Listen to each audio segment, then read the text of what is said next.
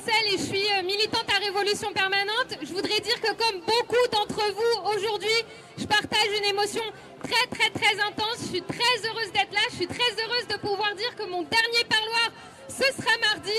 Et je suis très heureuse qu'on puisse fêter ça collectivement aujourd'hui.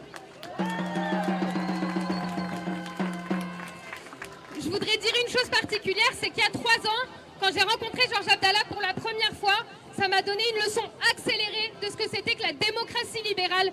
Parce que Georges Abdallah, c'est non seulement le plus ancien prisonnier politique d'Europe, mais c'est aussi quelqu'un qui a été défendu par un avocat qui appartenait à la DGSE, qui a été maintenu en détention parce que le gouvernement israélien et américain sont directement intervenus. Et ça montre une chose, que quand est en cause le militantisme politique, il n'y a plus d'état de droit, il n'y a plus de séparation des pouvoirs, il n'y a plus de droit de la défense, il n'y a plus de tout ça.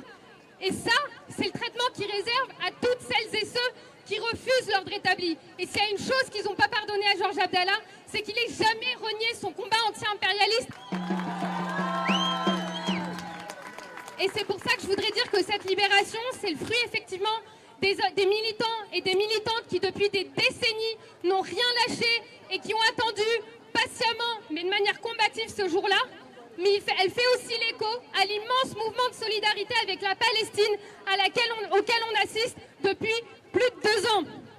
C'est l'écho de toute la politisation qui s'exprimait contre le génocide. Et au fur et à mesure, on a vu des jeunes, des lycéens, des travailleurs reprendre à leur compte le visage de Georges Abdallah dans les manifestations et reprendre à leur compte la revendication de sa libération. Et ça, c'est aussi une victoire de la totalité du mouvement de solidarité avec la Palestine. Et c'est important de le dire parce que le combat, il n'est pas terminé. La lutte contre la répression, elle est encore devant nous.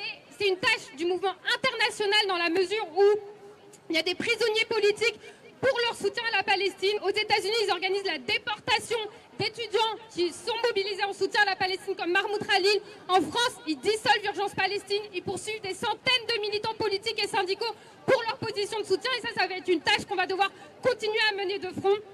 La libération de Georges Abdallah aujourd'hui, c'est une étape pour la libération de la Palestine et pour la lutte contre la répression. Merci beaucoup.